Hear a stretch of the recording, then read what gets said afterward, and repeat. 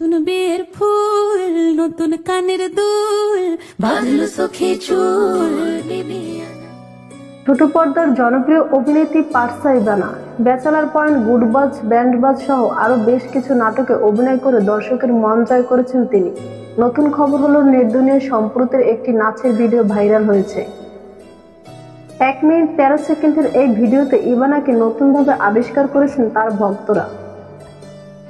খোলা চুল, সাদা প্যান্ট আরো কালো টপসে কোমর দুলিয়ে ভক্ত অনুরাগীদের মনে ঝড় তুলেছেন তিনি। সোশ্যাল হ্যান্ডেলে ভিডিও শেয়ার করে ক্যাপশনে অভিনেত্রী লিখেছেন, সন্দেহ হলো শুধু নাচ।